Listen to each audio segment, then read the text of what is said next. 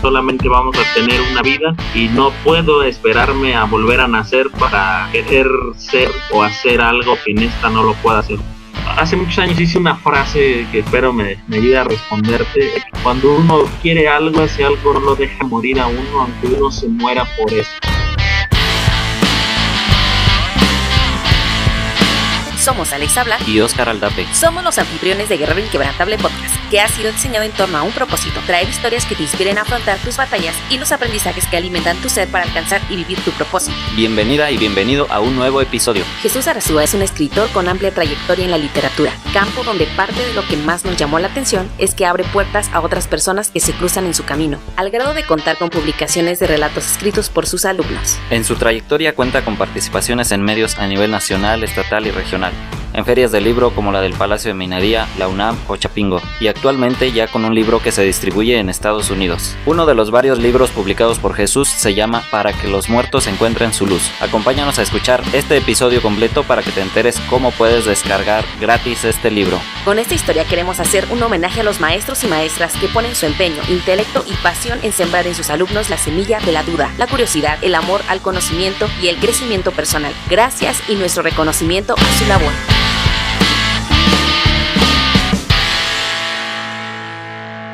Bienvenidos a Guerrero Inquebrantable. El día de hoy estamos en un nuevo episodio. Gracias por escucharnos, por seguirnos en nuestras redes sociales. El día de hoy está con nosotros un invitadazo y es una gran historia de inspiración. ¿Cómo estás, Oscar? Hola, Alexa. Hola a todo el público que nos está escuchando. Exactamente, el día de hoy vamos a tener un episodio muy constructivo. Yo no tenía la fortuna todavía de conocer a nuestro invitado previo a lo de hoy. Alexa me había contado bastantes cosas muy interesantes y entre otras, pues también otras personas que ya habían hecho la sugerencia de que lo tuviéramos en Guerrero Inquebrantable. Y bueno, lo más importante que yo veo en las personas es cuando hablan de tu trabajo. Creo que es el elemento indispensable, exquisito para conocer a alguien. Y pues resulta que me habían dicho ya 2 maestras que a poco no conocía a este personaje, ¿no? Que debería de conocerlo, que hacía muchos proyectos, que tenía muchas ideas, que trabajaba en conjunto con niños y con personas construyendo pues una mejor sociedad. Ya que me lo dijo después una mamá, dije, no, definitivamente necesito contactar al maestro y agregarlo a mis redes sociales. Y pues después en una reunión que hubo de maestros lo conocí ahí, pues dije, este es el personaje del cual me hablaban y ese es el personaje, el gran maestro Jesús Arazúa, que está con nosotros el día de hoy en Guerrero Inquebrantable. ¿Cómo está, maestro? Muy bien, muchas gracias por la invitación y muy contento sobre todo por estar con ustedes y poder compartir algunas cosas de lo que nosotros hacemos. Maestro, pues un gusto conocerlo. De antemano les vamos a pedir al auditorio que esperemos no tener complicaciones con la tecnología y vamos por ahí a hacer unos trucos para quienes lleguen no a escuchar solo el episodio, sino a verlo en video. Pues vamos a ver cómo resulta. Estamos aquí solucionando esas complicaciones porque continúa la cuarentena, continuamos tomando medidas y pues vamos ya de lleno al episodio. Y para iniciar, pues esta es una parte importante que manejamos con todos nuestros invitados y es conocerlos un poco a través de que nos cuente cuál es su origen. Sí, bueno, yo soy Jesús Arazúa, iturbidense, soy escritor, profesor de carrera, cumpliendo 20 años de la primera publicación y a partir de eso me he abrazado a la vida. Cuando digo me abrazo a la vida es luchar por lo que yo quiero. Yo juego soñando y sueño jugando a hacer lo que sea y a partir de eso me doy cuenta que prácticamente todo se puede hacer porque hay un principio básico: solamente vamos a tener una vida y no puedo esperarme a volver a nacer para querer ser o hacer algo que en esta no lo pueda hacer. todo eso lo tengo que hacer en esta vida y esa es la parte que a mí me mueve y la que me motiva a hacer las cosas sin esperar a veces nada a cambio, o más que la satisfacción de hacerlo y la alegría de poder decir yo lo hice o yo lo quise hacer.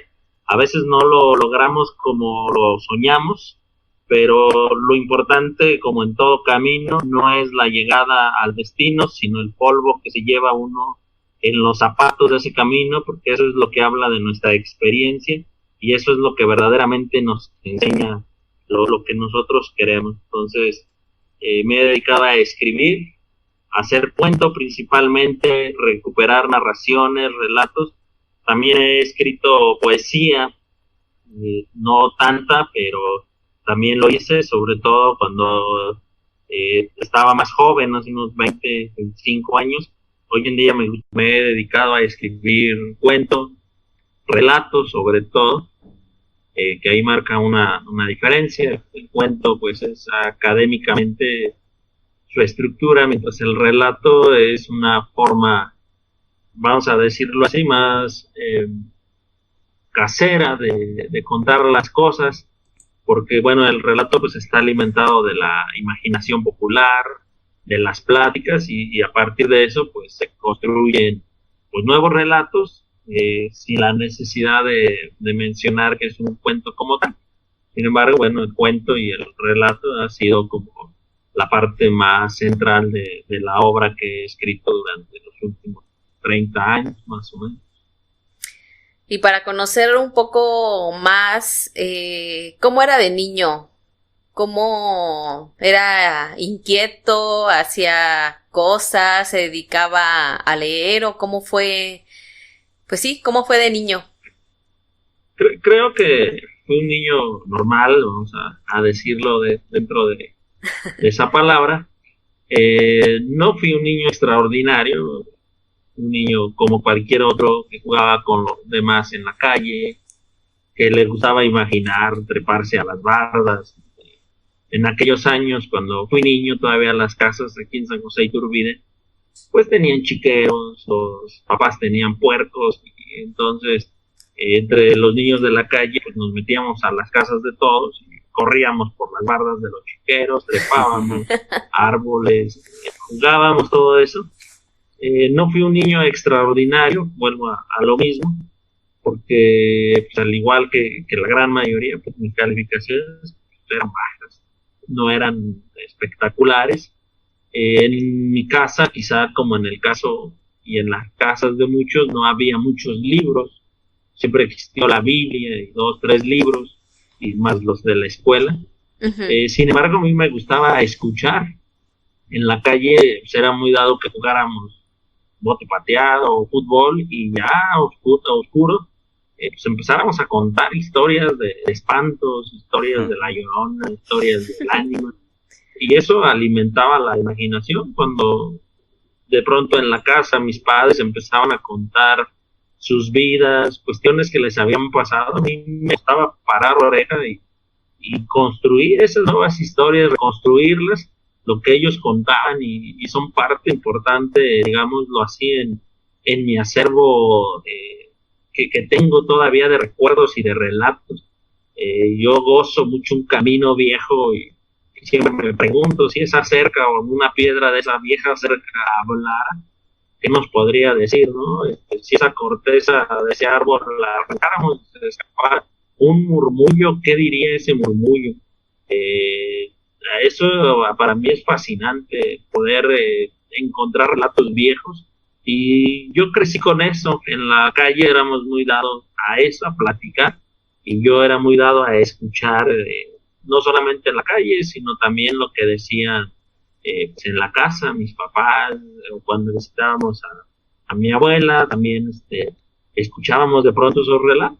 Y en el proceso de que nos vamos volviendo grandes adultos y en la mayoría de los casos perdiendo esas cosas interesantes que tenemos cuando niños, ¿identifica algún momento en el que note que haya sido el reconocimiento de decir esto es lo que me gusta y buscar como la manera de llevarlo a la realidad y a que de algún modo eso se vuelva parte del modo de vida y hasta como parte del sustento.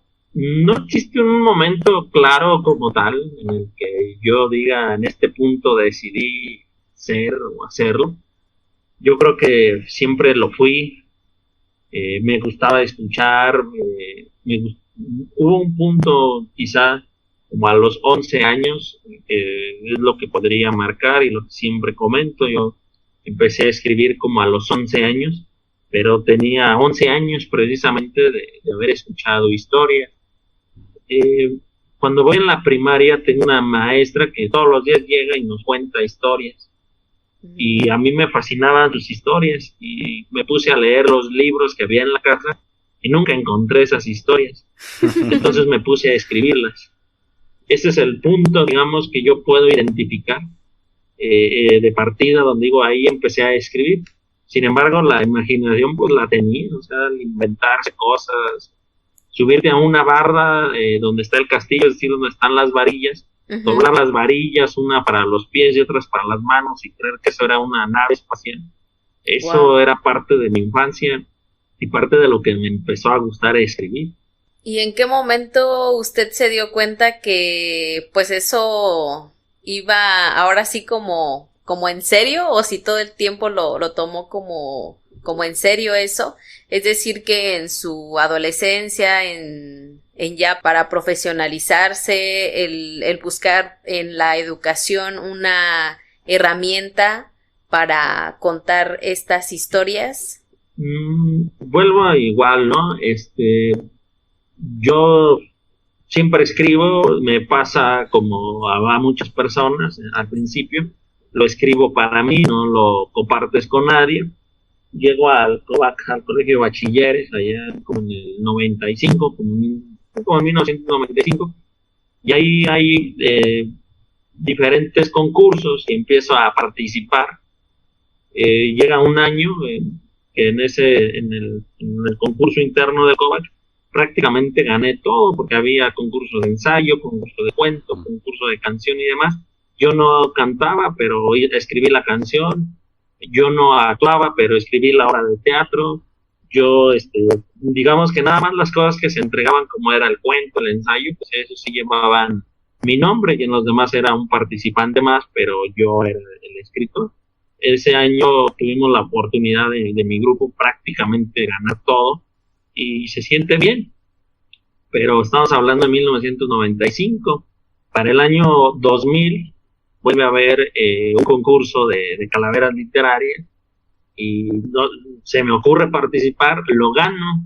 Después en una estación de radio hay un concurso de cuento, mando mi relato y lo gano. Entonces ese año 2000, estos dos eventos marcan el punto donde yo empiezo a buscar dónde publicar, dónde participar y demás.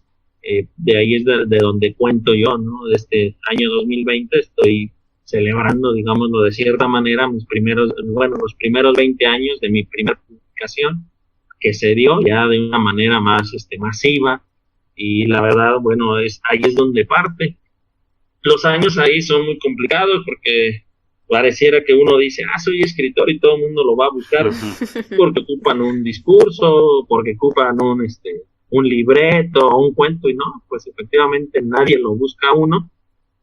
Y entonces empiezo a insistir y en ese tiempo los periódicos tenían un suplemento, una separata de literatura algún día de la semana, y por fin en el año 2001 en el Expreso, que así se llamaba, del periódico Correo, me empiezan a publicar, y ahí publiqué prácticamente 9 años, sábado a sábado, que es la parte que me hizo fuerte, digamos, como escritor local en el estado de Guanajuato, porque no solamente me publica el Correo, sino para la FENAL, que es la Feria Nacional del Libro de León, me empiezan a invitar para llevarme a participar como autor del noreste del estado, y me empiezan a invitar a encuentros de escritores, algunos con mote nacional, otros con mote internacional, Participo por primera vez en la Feria Internacional del Libro en el Palacio de Minería que organiza la UNAM.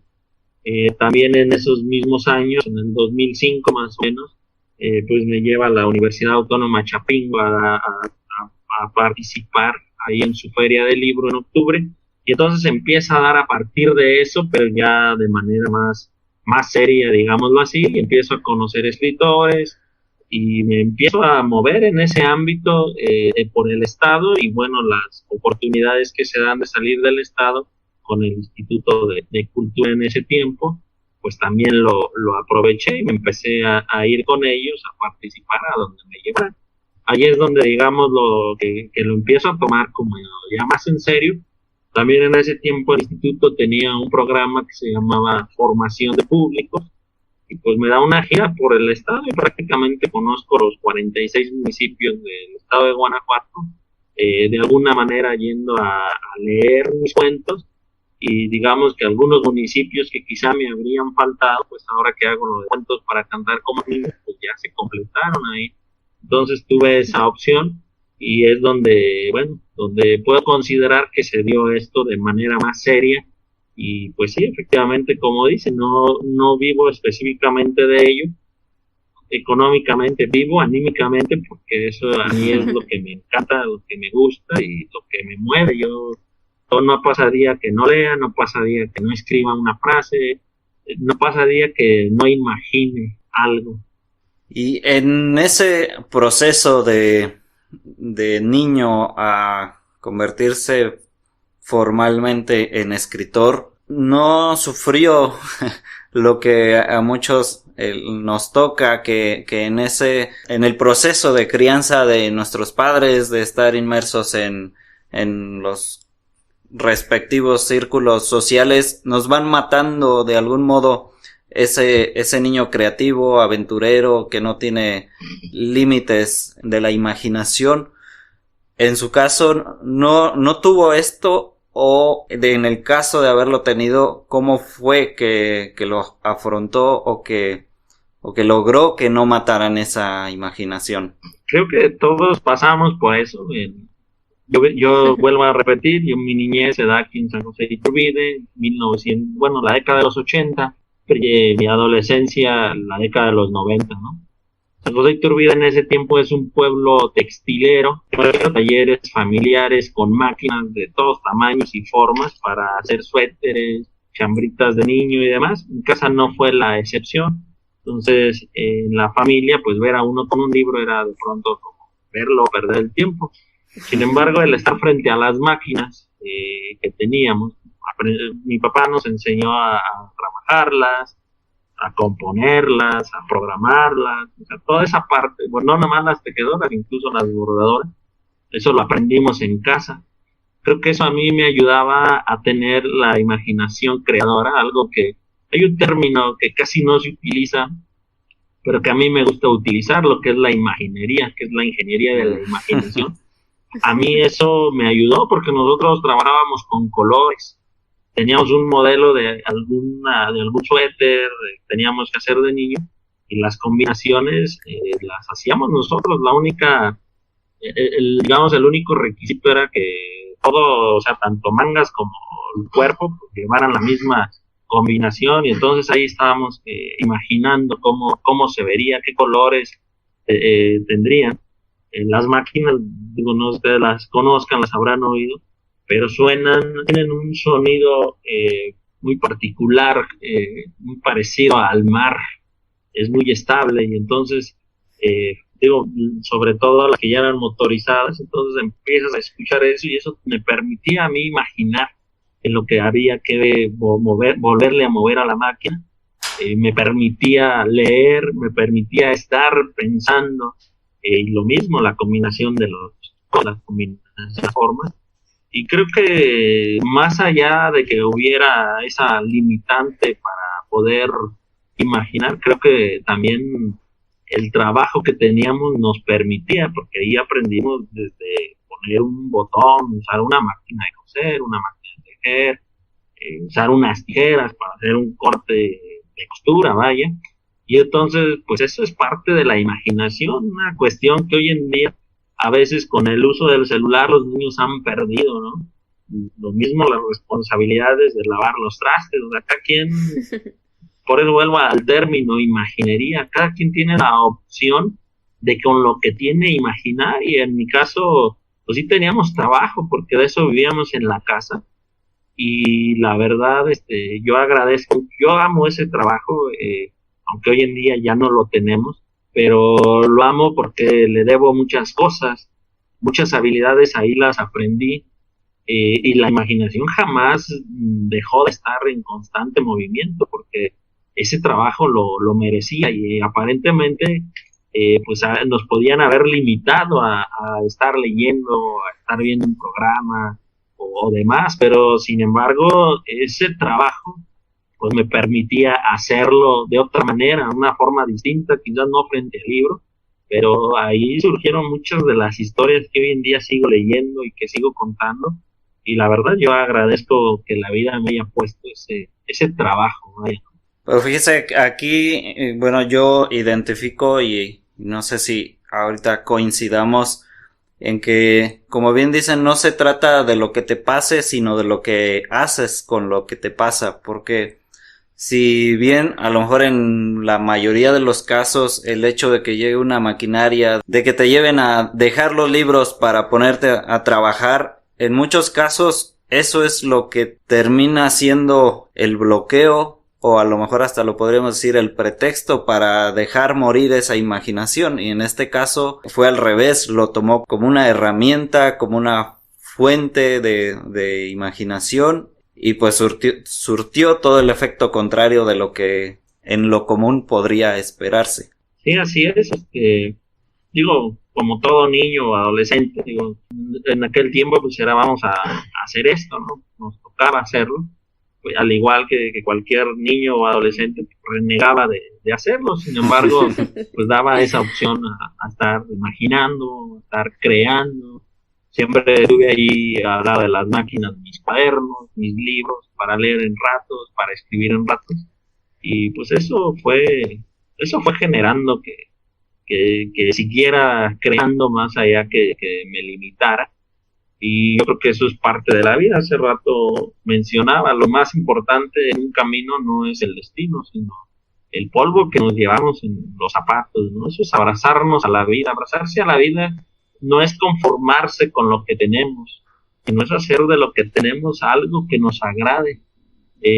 Yo estoy convencido de que hacer algo que nos desagrade sería un martirio. Imaginémonos vivir haciendo algo por muchos años que no nos, o sea, que desde la mañana nos pone de mal humor y todo el día peor. Entonces, ¿cómo vamos a vivir? Eso no sería vivir, ¿no? Y bueno, así pasaron muchos años de mi infancia, y por supuesto muchos años de mi adolescencia, hasta que, bueno, ya llego a la normal.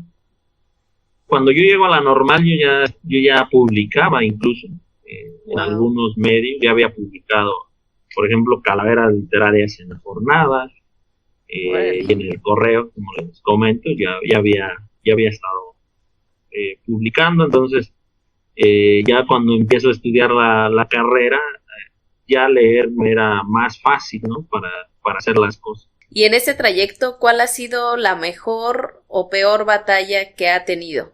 Yo creo que no existe una peor o una mejor batalla. Yo creo que la batalla constante es lo que tenemos en la vida, es la que tenemos que enfrentar diario. Uh-huh. Sí tenemos experiencias, por supuesto, malas y buenas. Afortunadamente, para mi vida, la mayoría han sido buenas. Todavía nos falta la parte de las batallas malas, de las batallas tristes, ¿no? Claro. Que algún día van a llegar, que tienen que llegar. Sin embargo, yo creo que la batalla diaria de levantarse y convencerte de que tienes que vivir el día, que mucha gente pasa su día sin estar convencido de estar vivo, ¿no? Entonces creo que eso es una de las batallas más grandes, el saberse vivo y hacer las cosas pues con vida, ¿no? Siempre utilizo la frase de abrazarme a la vida, porque así debe de ser. Digo, hay situaciones a veces complicadas, pero lo más importante es darse cuenta que estamos vivos y como tal, nuestra vida debe de seguir, ¿no?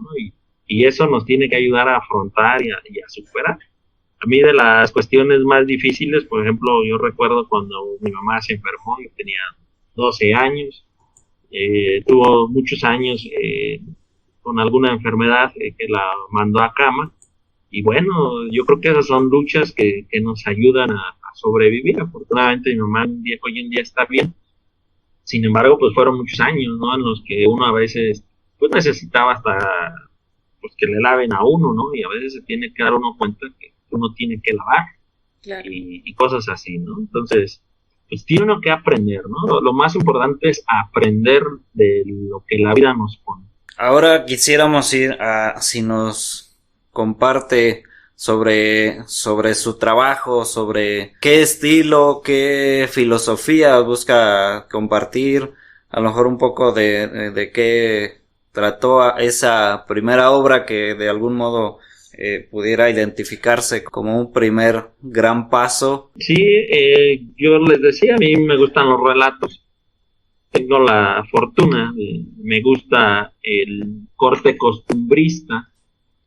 Muchos de mis cuentos son velorios donde se escuchan las murmuraciones de los que rezan a la luz de las velas, pero en otros de mis cuentos son velorios donde se escucha la voz del que está siendo velado, ¿no? Como lo puede ver. De hecho, en internet hay un libro que se puede bajar, se llama Para que los muertos encuentren su luz, y la mayoría de ellas son una serie de velorios que se viven de diferente punto, ¿no? En México no dejamos morir a nuestros muertos, por el contrario, los cargamos en los hombros, y por eso me llamo como mi abuelo, y mi hijo se llamará como mi papá, y probablemente mi nieto se llame como yo. Entonces, hay ciertas creencias en los velorios, por ejemplo, el escuchar los cantos que se dan allí, o el salirse un poco a tomarse un café con un pan a la banqueta del velorio y empezar a escuchar las historias que ahí mismo se cuentan, no solo del muerto, sino de los posibles muertos que vendrán. Digo, de pronto en los velorios están haciendo apuestas, ¿no? ¿Quién será el que sigue? Que se pregunta. ¿En serio? Sí. Entonces, todo eso es interesante, el tener el oído para no escuchar lo que todo el mundo escucha, sino para escuchar cosas diferentes. Yo recuerdo, tengo un cuento que se llama La Campana. Les voy a contar cómo nació. Llegué un día al cajero, al banco, me formé, había gente, y atrás de mí llegan dos personas y empiezan a hablar de cómo anduvieron buscando el dinero. Para no hacerse largo, fueron contando la historia y decían que había una campana volteada, o sea, con el barajo hacia arriba, llena de monedas, y decían que el que se encontrara ese dinero pues tenía la obligación de hacer una capilla y el demás dinero quedárselo, ¿no? Y poner la campana en la capilla. Yo cuando me toca pasar al cajero, yo no quiero pasar porque todavía no terminan de contar la historia. Llego y escribo un cuento que se llama así, La Campana, ¿no? Entonces, a mí me gusta esa parte costumbrista. De hecho, uno de mis autores favoritos por el mismo corte, ese es Juan Rulfo, esa parte rural de nuestro país, el hacer vivir y revivir a nuestros muertos en nuestras pláticas y encontrarlo en nuestros sabores del pan, en nuestros sabores del mole, en lo que se hace hoy en día en los rituales, el pararse frente a una vela y observarla detalladamente hasta que se va difuminando y empezar a imaginarnos como por ejemplo ese muerto sale del cajón y se va, ¿no? Con la muerte esperándolo en un burro para llevárselo a donde le corresponda ir, ¿no? Y qué cosas van platicando, o cómo de pronto el muerto le dice a la muerte, oye, yo no sabía todo eso que la gente que está ahí está diciendo de mí, ¿no? Entonces, sobre eso versan muchos de mis cuentos, partiendo de esos velorios, ¿no? Y bueno, por supuesto, también tengo la parte infantil. En la parte infantil lo que trato ahí es de promover valores, pero sobre todo promover la imaginación, el asombro, y algo muy importante en los niños, las sonrisas. Sí. Un niño que sonríe es un niño más feliz, un niño más feliz pues tendrá que ser un adulto más responsable en hacer que la gente que lo rodea siga siendo feliz, ¿no? Entonces, eso es una cuestión de ideas, ¿no? Es más o menos lo que se puede encontrar en mi trabajo. De hecho, el último libro que saqué en el año pasado se llama Donde habitan los murmullos y habla sobre eso, que nos dirán las piedras del camino, qué murmullos guardan, qué palabras guardan, qué frases. Este año, nada más que ahorita con la cuestión de la pandemia se ha atrasado, pero para celebrar los primeros 20 años de mi primer publicación, iba a hacer un libro, bueno, ya está hecho, nos falta publicarlo, que se llama Conversaciones y comienza con esa pregunta: ¿qué nos dirían los caminos si hablaran? Entonces, en esos caminos nos encontramos al ánima, nos encontramos a la señora que nos va platicando, a la viejita que nos va platicando y que de pronto ya desaparece, y más adelante nos encontramos a alguien y te preguntan: ¿por qué tan solo en este camino? No, no venía solo, venía con la señora. ¿Cuál señora? Una así, ay, no, pues esa señora se murió hace muchos años. ¿Cómo? Si me contó esta historia. Sobre eso versa, ¿no? Entonces es un corte costumbrista, un poco con aire rural, un poco con aire de añoranza por ese México que se nos va de pronto, se nos va. Digo, los que vuelvo a repetir, ¿no? Los 90 veíamos todavía a la gente platicando en el jardín, dando la vuelta en el jardín.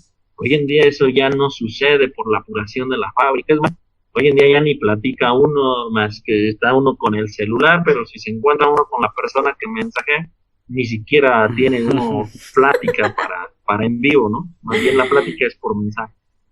Sobre eso versa mi obra, más o menos. Y hace un momento que estaba hablando sobre el tema de la felicidad y de las letras y de todo ese pensamiento que lo lleva a estar creando. ¿De qué ambientes usted se nutre para continuar fomentando su felicidad? Bueno, yo disfruto mucho las reuniones familiares, las reuniones de los amigos. Vuelvo a decir, yo disfruto mucho de caminar, y sobre todo si me encuentro a alguien que no conozco y va platicándome algo, lo disfruto. Tengo la dicha que desde hace muchos años tengo la oportunidad de platicar con personas que hacen cosas aquí en el municipio, por ejemplo con el de la danza, y de pronto voy y platico y me dan la historia de los danzantes y los tonos de las canciones que danzan, y tengo la fortuna de que de pronto me manda mensaje a algún conocido y me dice: oye, mi abuelito tiene muchas pláticas, y dice que cuándo vas a platicar con él para contarte unas historias. Entonces, a partir de eso, creo que esa es la parte que nutre a uno, el escuchar, primeramente escuchar lo que los demás dicen y aprender de ellos. Y digo, las personas adultas, aunque no hayan estudiado, la mayoría de ellas, tienen una filosofía de vida mucho mejor que cualquier persona que hayamos estudiado, y tienen un conocimiento impresionante, no solo del campo, no solo de los animales, sino de la vida misma. Yo creo que eso es de lo que debemos de aprender y de lo que yo intento nutrirme. Obviamente, pues no todo se nos queda, no concordamos con todas las personas, pero tener la opción de escuchar es una opción de aprender siempre. ¿Y cómo lleva esa actividad de los cuentos a ser una persona inspiradora para adolescentes y estar generando un libro? Pues no sé si sea una persona inspiradora. Claro que sí, porque... pero como profesor creo que podemos enseñar dos cosas. Ajá. Una cómo ser y la otra cómo no ser. Entonces, no sé cuál sea la que mis alumnos se fijen, pero de que enseña uno algo, enseña algo. Yo creo que en la parte inspiradora, como lo mencionas, yo creo que lo más importante es enseñar en libertad para que nuestros alumnos aprendan en libertad. Wow. Yo, por ejemplo, tengo una característica. Yo de pronto les digo: necesito este trabajo, así es trabajo, ¿no? ¿Cómo lo vamos a hacer? No, pues ustedes sean libres de escoger cómo lo van a hacer. Y yo les digo que ellos pueden exponer desde con una canción, una pintura, una obra de teatro, como ellos lo decidan, pero que ellos sean libres de elegir cómo lo van a mostrar, ¿no? yo trato de hacer eso. Tengo la fortuna que sí, muchos de mis alumnos me siguen.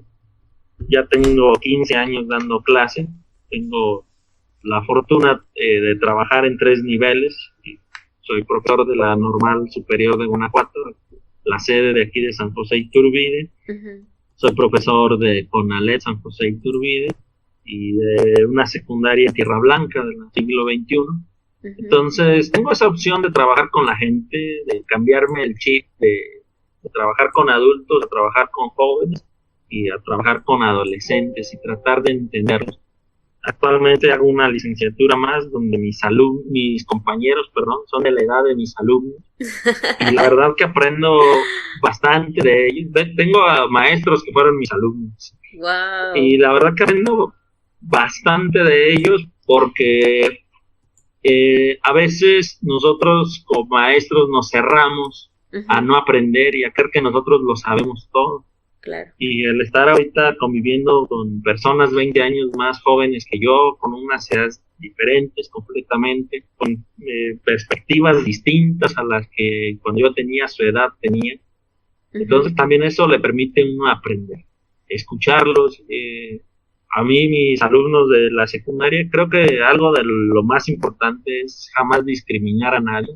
Claro. Para mí todos tienen cabida, todos me pueden contar algo, todos me pueden saludar. Todos me pueden abrazar si es que así lo desean uh-huh. y jamás he hecho una mueca de no. Uh-huh. Creo que todos los hemos incluido. Lo mismo cuando vamos a hacer un evento de que nos tocan los honores y demás. Uh-huh. En mi clase no se vale el fulanito quiere, sino más bien aquí es, cada quien se autopropone, ¿no? Claro. Entonces ese es el primer punto, cada quien tiene que hablar por sí mismo y no por los demás. Y creo que eso me ha ayudado a que tengamos una buena relación. Y también, de pronto, ¿por qué no decirlo? Muchas de las anécdotas que tienen mis alumnos es eso, que cuando ellos querían un cuento, yo se los contaba. Uh-huh. Y yo me atreví a hacer algo, no a leerles un cuento de alguien más, sino a leerles un cuento mío, con lo que pueda implicar. Uh-huh. También algo que he hecho, si dentro de la actividad dice, vamos sacando. Ya ves que de pronto los libros dicen, con una canción haz esto, con una obra de teatro. En las canciones soy el primero en cantarla. Con los alumnos de la secundaria tenemos unas batallas de rap con el tema de biología. Bastantes. Que de pronto hacemos. Con mis alumnos de la normal hemos cantado. Yo soy una parte del grupo que participa con ellos. Hemos hecho obras de teatro y yo soy otro actor. O sea, uh-huh. Creo que el incluirme con ellos para hacer las cosas, creo que eso me ayuda a que mis alumnos puedan fijarse en mí, ¿no? Y aprender más que un contenido, aprender a que las cosas se tienen que hacer por uno mismo. Yo trato de no ser el maestro de decirles hagan, sino más bien vamos a hacer e incluirme con ellos. Quizás no lo he logrado al 100% porque todos tenemos ciertas limitantes, pero yo trato de hacer eso y no sé si eso les vuelva que yo soy inspirador o que me sigan cuando me... Hola, solo pausamos un momento el episodio para pedirte que al finalizarlo compartas con tus contactos en redes sociales, WhatsApp y luego vayas al podcast Nos cambiaron los muñequitos. Es un podcast de Puerto Rico donde tuvimos el honor de ser entrevistados.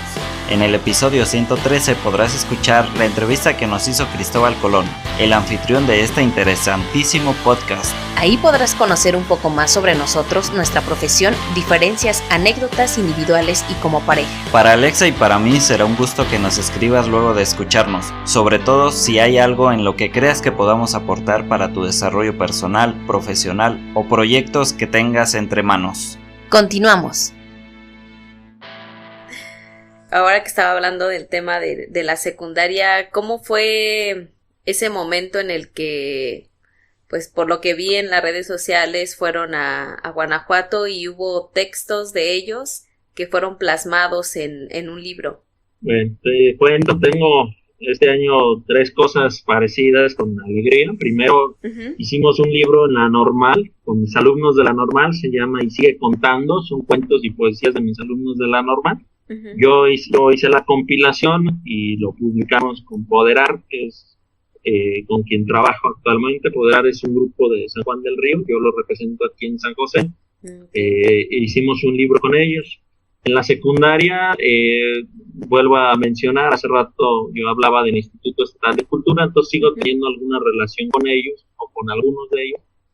Y entonces Raúl Bravo, que está encargado de ciertos programas, me habla y me dice, ¿tienes algún grupo de niños de literatura? Yo no tenía un grupo como tal. Y me platica que van a hacer un libro con niños. Digo, no, pero yo pongo a los niños de la secundaria, ¿no? O sea, yo lo propongo en la secundaria y que ellos participen. En la secundaria, afortunadamente, se abre la oportunidad, no de parte de los directivos, dicen que sí. Y entonces el instituto nos manda un maestro para que con los niños empiecen a armar los cuentos, y de esa manera sale ese libro que es del instituto. Pero nosotros ya teníamos, nada más que la pandemia no nos ha permitido, tenemos un libro que se llama Un Chorro de Historias, que son leyendas y relatos de Tierra Blanca, escrito por los alumnos de la secundaria. Ese libro está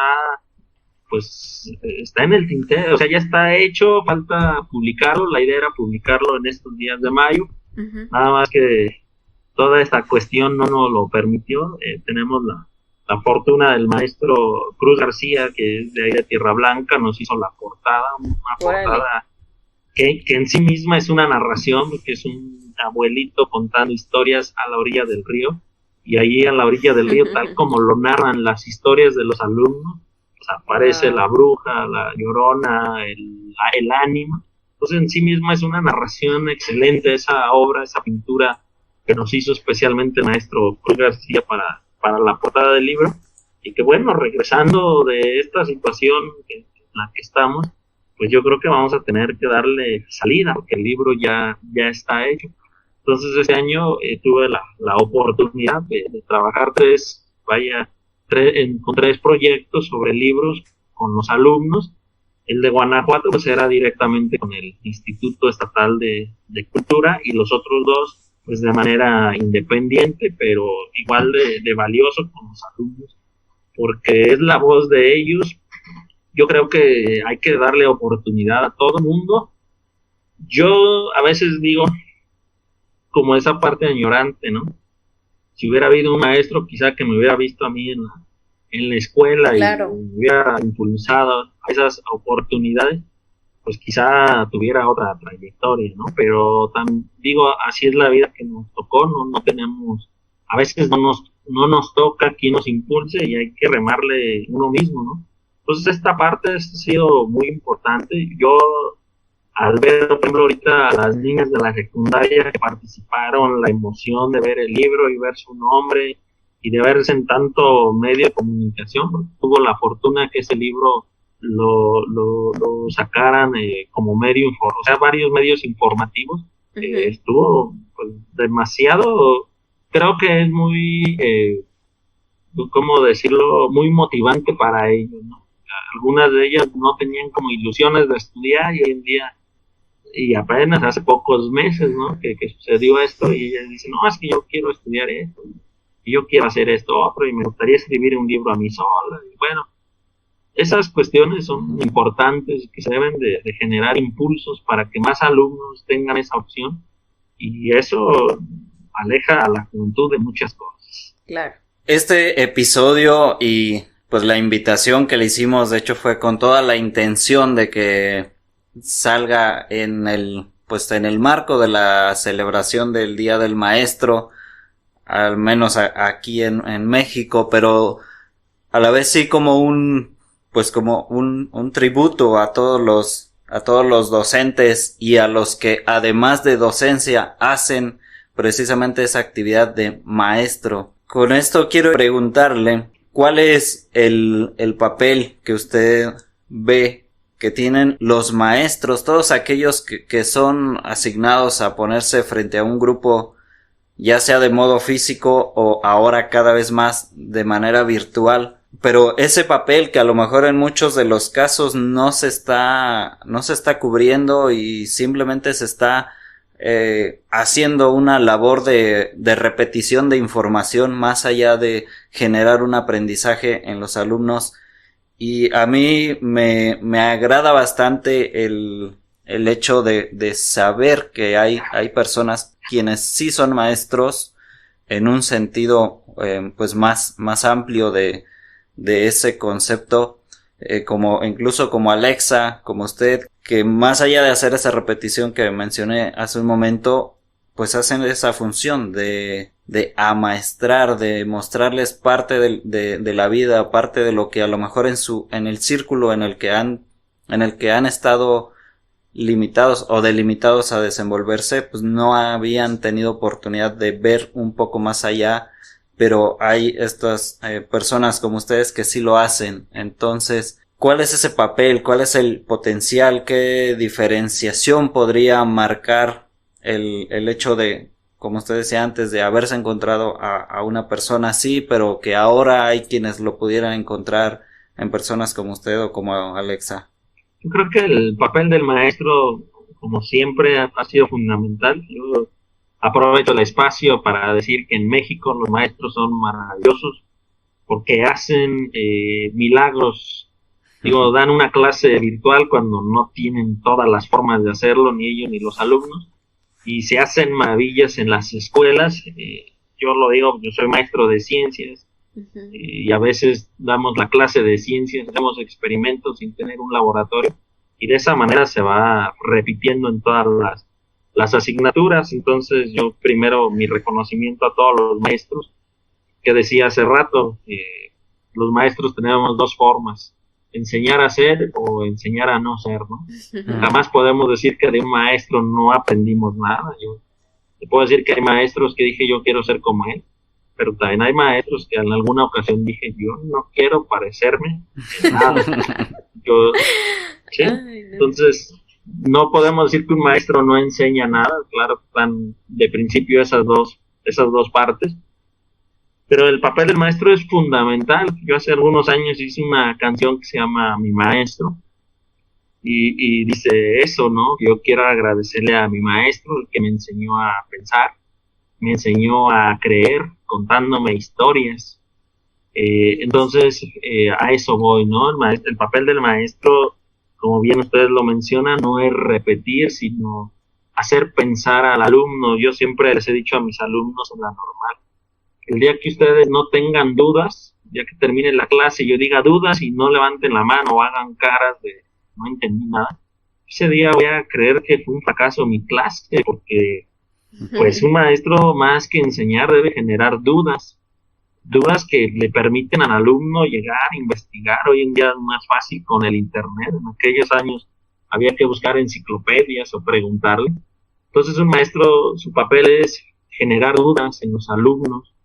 Ese aprendizaje debe ser a partir de ahí, guiar a los alumnos, no decirles por dónde es el camino, pero sí advertirles sobre las cuestiones que existen en los caminos.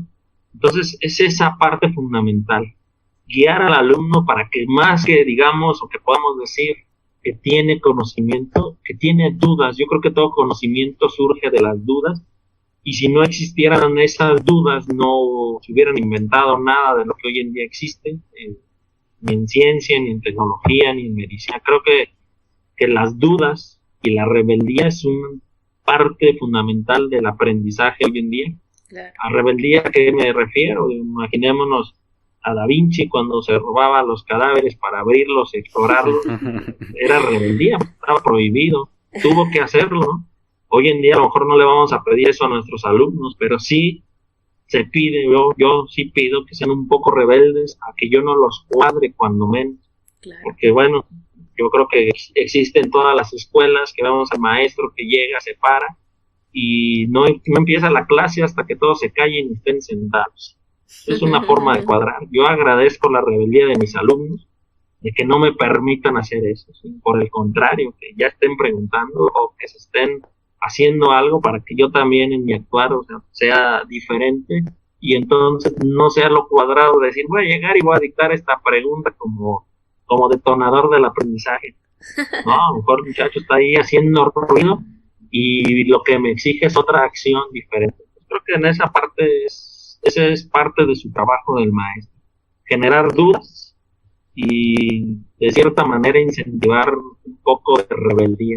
Y cuando digo rebeldía vuelvo a lo mismo, no me refiero a que sean groseros, rezongones y demás, sino que impulsen a uno mismo a realizar un trabajo todavía mucho mejor, si es que lo estamos haciendo mejor, o mejor si es que lo estamos haciendo peor, ¿no? Y bueno, sobre eso es parte de lo que tenemos que hacer, entender al alumno no como un número, como un niño matriculado que está sentado, sino entenderlo como una persona que está desarrollando, que tiene problemas, por supuesto, pero más allá de problemas tiene intereses y tiene gustos y tiene formas. Pocas veces nos damos cuenta que a un alumno le gusta dibujar, o le gusta pintar, o le gusta hacer figuras de plastilina. Y hace rato yo decía, ¿no? Enseñar en libertad para aprender en libertad.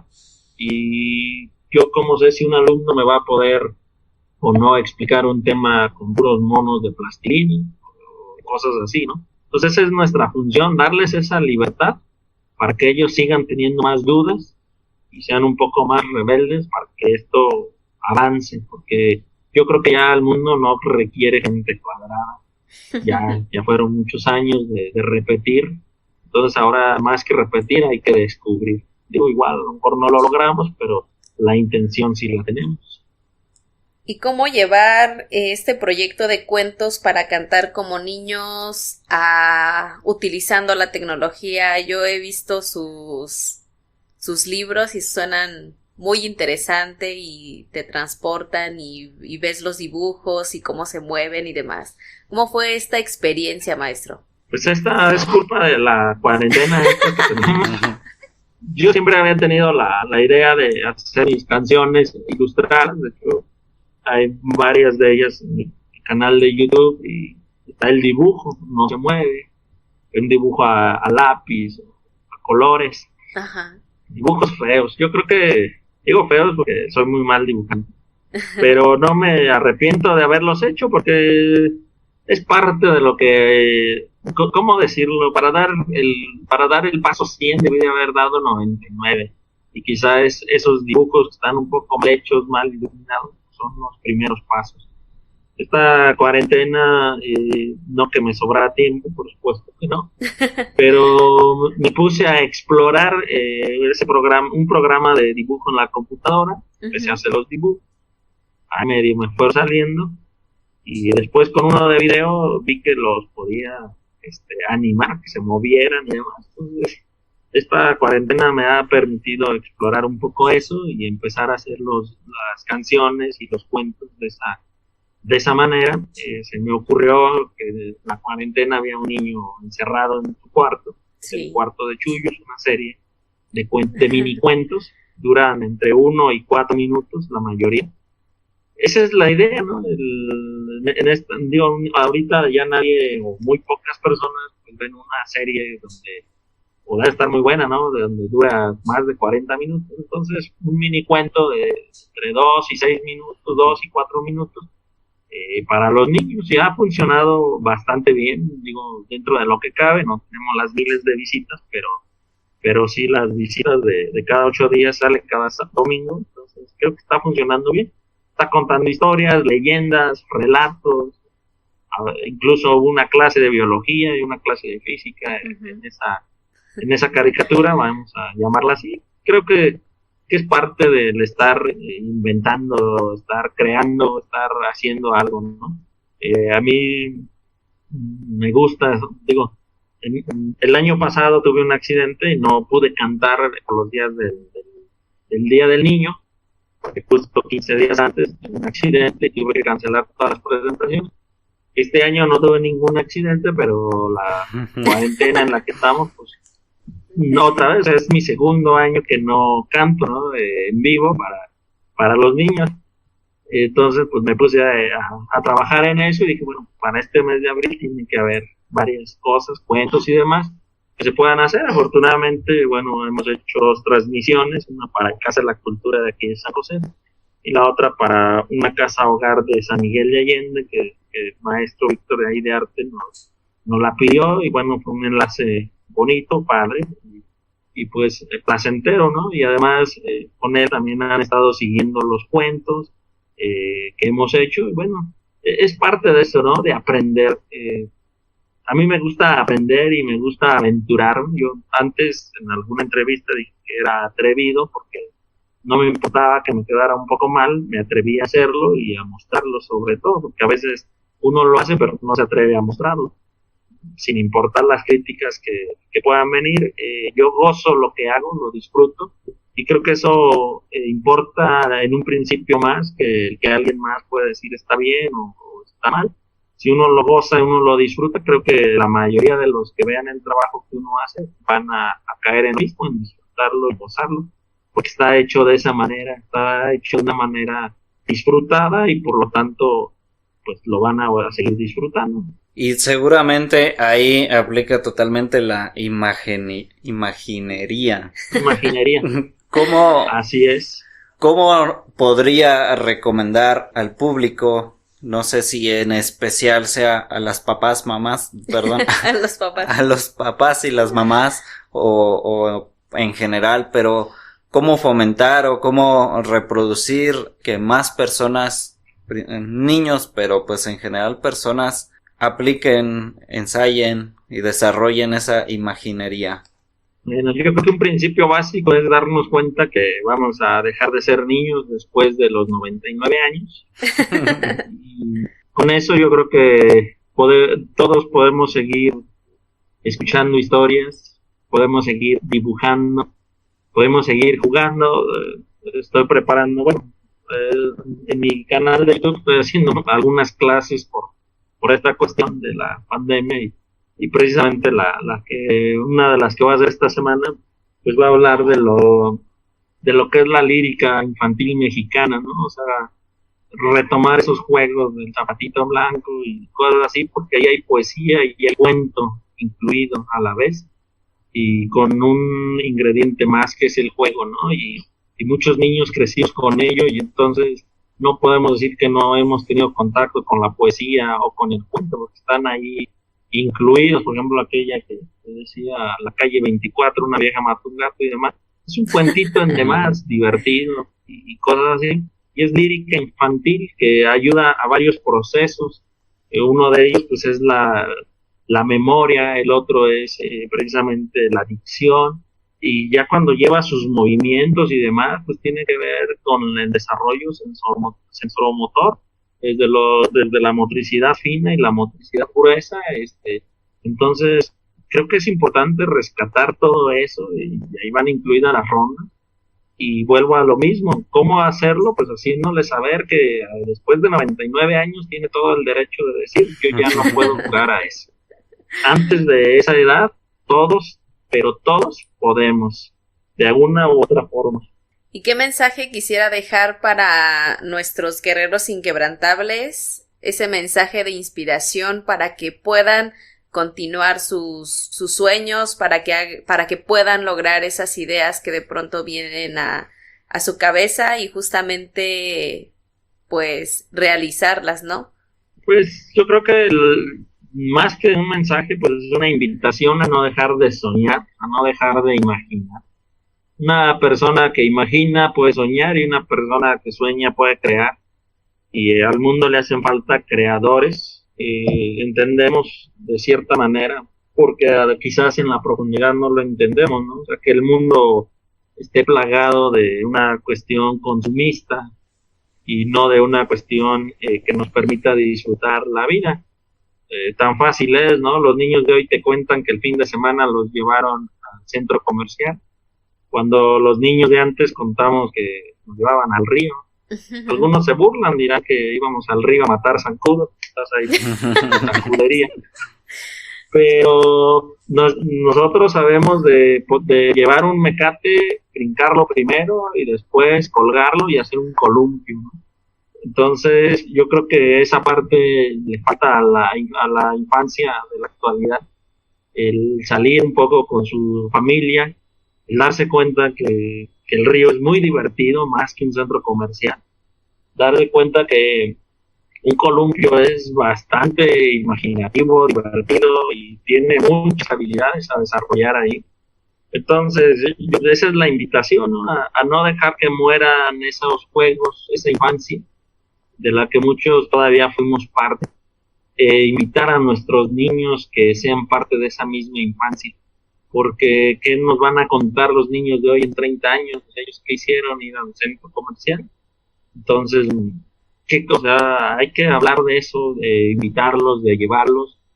Ese sería como el reto, si lo plantean de esa manera, que cada quien que tiene sus hijos, y lo hacemos nosotros en Cuentos para Cantar como niños. Tengo la oportunidad en muchas plazas donde me ha tocado participar, aquí en el estado de Guanajuato, en el estado de Querétaro y en el estado de Michoacán, donde más hemos participado, pues de decirles, a ver, casi no se ve que los papás jueguen con los niños la víbora de la mar o la rueda de San Miguel.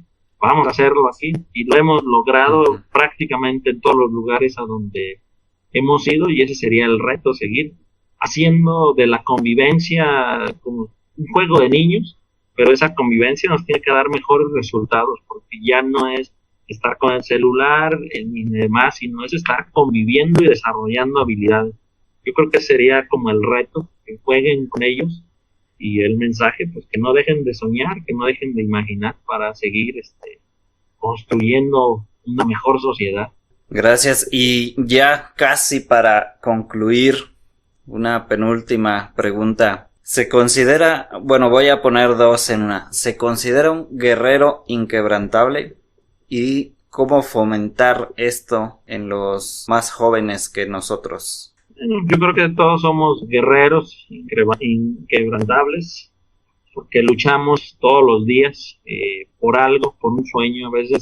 A veces los sueños no son claros, pero tenemos claro que queremos seguir estando vivos, y por lo tanto el sueño tiene, digamos, validez. ¿Y cómo fomentarlo? Pues vuelvo a lo mismo, ¿no? Tenemos que... Hace muchos años hice una frase que espero me ayude a responderte, que la frase dice así: cuando uno quiere algo, ese algo no lo deja morir a uno, aunque uno se muera por eso. Yo la interpreto, yo la escribí y la interpreto de la siguiente manera: tengo que luchar por lo que quiero, aunque me muera en el intento, ¿no? No, pero no me voy a morir diciendo, es que me morí mucho tiempo después, pero no hice aquello, no, al contrario, tengo que luchar aunque eso me cueste lo que me cueste. Yo creo que eso es algo que tenemos que plantarle a nuestros jóvenes, que las cosas no nos van a llegar asomándonos a la calle, sino por el contrario, hay que construir piedra por piedra hasta que lo logremos, lo alcancemos, y el primer punto para hacerlo es soñarlo. Si el hombre no hubiera soñado llegar a la luna, pues jamás lo hubiera hecho. Si el hombre no hubiera soñado algo donde enfriar la cerveza, no existiera el refrigerador. Pues aquí tiene el espacio para que usted invite al público mexicano y de otros países a que vean parte de su trabajo. Si quiere comentarnos algo, ¿dónde lo podemos encontrar? Sí, pues la forma más fácil es a través del canal de YouTube, Cuentos para Cantar TV. Ahí hay conferencias que he tenido la oportunidad de dar, fragmentos de talleres que he tenido la oportunidad de dar, entrevistas, las presentaciones, tanto cuando vamos y cantamos haciendo cuentos para cantar como niños, como cuando simplemente leo los textos que realizo. Es la forma más fácil, Cuentos para Cantar TV. Este año tengo la fortuna de participar en cerca de 10 libros, algunos, dos de los más interesantes es que tradujeron mi obra a una lengua, por ejemplo el mazateco, y la otra a lenguas indígenas. Entonces wow. Es un proyecto con una escritora de Toluca, son 2 libros, que igual supongo que ahorita está un poco atrasada la impresión por la cuestión que vivimos. También este año estoy trabajando con la editorial hispanoamericana de Estados Unidos. Con ellos vamos a hacer 4 libros, ya llevamos 1. Y la verdad, ese es para Estados Unidos, ahí se pide vía inbox, editorial hispanoamericana, y ellos se lo hacen llegar de manera sencilla. Y bueno, los libros que les comentaba que se hicieron con mis alumnos, regularmente en las presentaciones que tengo de lecturas, tanto como en la de cuentos para cantar como niños, pues en la mochila traigo libros para la gente que le guste, que se interesa por adquirirlos. Estamos participando en MEWI, que es una revista. MEWI en ñañú significa ir juntos. Y bueno, este año he participado en los 3 números que han hecho. También por ahí escribo en algunas otras revistas, como en Azar de España, que es una revista de poesía, es con mes, ya tengo algún tiempo participando ahí con ellos.